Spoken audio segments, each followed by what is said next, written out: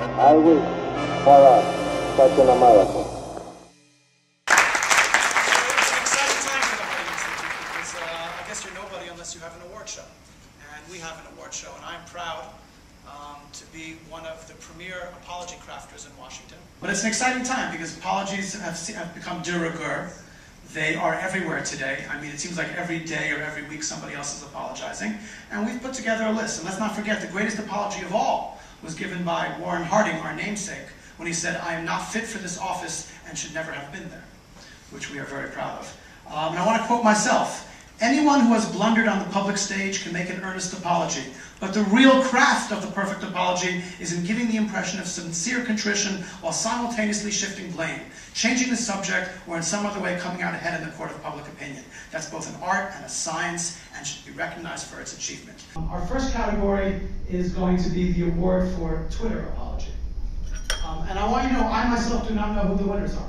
We had an esteemed panel of experts who voted and sent in ballots from all over, so it's going to be as much a surprise for me as it is for you. But the nominees for the best Twitter apology. The first nominee is John Mayer, who apologized for using the N-word on his Twitter account. He essentially said, "I'm going to be laying low from now on," which was basically an excuse for him to stop having to tweet all the time.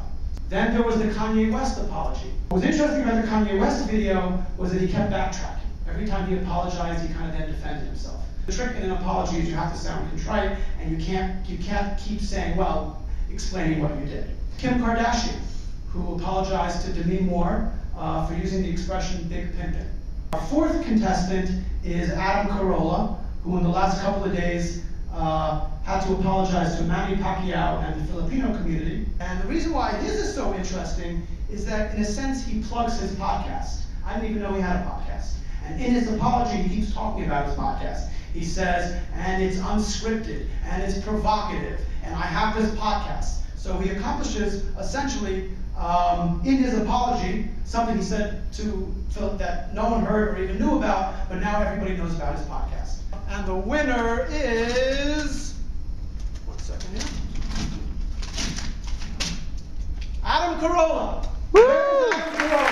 You know who Adam Carolla is. In this case, Adam brought attention to his podcast, apologizing for something that nobody even knew that he did. Brilliant. The next category is entertainment.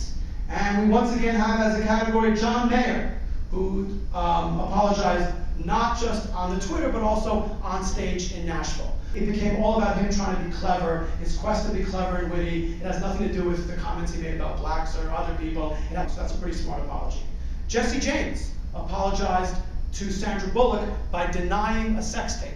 Very important, changing the subject. David Letterman, another great one, in which he basically apologized before anybody even knew what had happened, and he sets himself up as the victim, that somebody was out to screw me and I'm defending myself, and at the very end he even told a joke about Sarah Palin, so he brought levity. That's a very interesting one.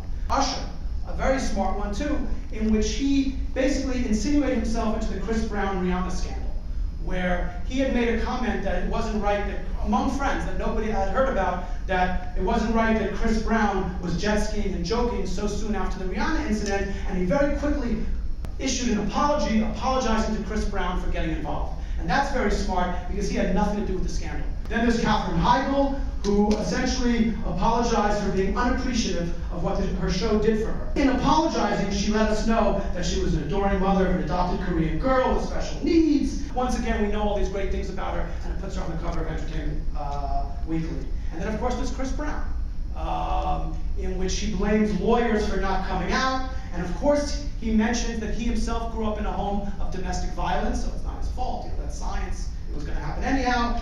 And he also said those people who are twittering in my name are frauds. It's always very important when somebody's accusing you of something to accuse somebody else. And the winner is Usher. My guest is Usher. Where is Usher? Anybody here to accept it for Usher? Brilliant. To insinuate yourself into somebody else's scandal, where it has nothing to do with you, and you manage to sort of worm your apology into somebody else's story. Good job, Usher. Now, the next category is sports. So we have Mark McGuire, who this year sort of apologized for steroid use, and I thought that was brilliant. because he said he did it for health purposes. And he even went so far as to say, I wish there was drug testing back then. So it's not my fault, it's baseball's fault there was no drug testing. Gilbert Arenas, who I think is a local favorite, who was caught with guns and playing with guns. You're not supposed to play with guns in Washington. He made his whole apology about Abe Pollin, who used to be the owner of the Bullets, Wizards, and is now dead. So he asked forgiveness from a dead man, which was quite interesting because a dead man can't say no. Then, of course, there was Tiger Woods, which you gotta love. In his first apology, brilliant. He shifted the conversation. All of a sudden, it wasn't about him shoving everything that moved, but it was about his wife not being a domestic abuser. So he got very riled up and said, and those of you saying that my wife hit me, my wife is not an abuser. How dare you accuse my wife of being an abuser? And then he kind of had a part 2 to his apology, which was the Nike ad that came out today, where his dead father is talking to him. And that's wonderful because he managed to apologize, invoke his dead father, and make money for Nike and golf all at the same time. And then, of course, there's Tony Kornhauser, who the ESPN analyst, who essentially said that Hannah Storm was dressing like a slut. Somebody else who was on ESPN insulted her wardrobe. I think he called her a slut. And what was interesting about his apology is he actually didn't apologize. He was suspended and just came back and never talked about it. So even though we are advocates of apologies, we must say that if everybody is going down the A route and you go down the B route, you deserve some kind of credit. And the winner is Tiger Woods. Woo! Now we're up, since this is Washington, we're going to make politics the finale. And listen, I've been crafting political apologies forever. Apology that I did during the campaign was when I apologized to the government of India after apparently insulting American Indians, which is great, because how many American Indians are there and how many East Indians are there? So my apology was printed in a paper read by 1.3 billion people. So that was a more effective apology than apologizing to the Native Americans, who probably don't have as many newspapers. General Stanley McChrystal apologized to the Afghani people for killing civilians. And I love the way he started, in which he says, first of all, the great people of Afghanistan, salam alaikum. First, you tell them how great they are, and you speak in their vernacular. Sunday morning, the International Security Assistance Force, while conducting a mission with Afghan security forces, launched an attack. So it's not me or anybody I know. It's something called the International Security Assistance Force working with Afghans. So even in his apology, it's kind of abstract. It's not really him. Robert McDowell, who just apologized because he was talking about the Confederacy and didn't mention slavery. We have Michael Steele, who insulted Rush Limbaugh and had to apologize. Oh, a great one was Mark Sanford. It was quite interesting the way he crafted it and the way he talked about his feelings and about actually being in love and who can begrudge a man love. And you don't talk about your mistress as being a soulmate. And you don't get into all these goofy things about life and consequences and the ambiguities of being a human. And as you can see, his reward was his wife wrote a tell-all book.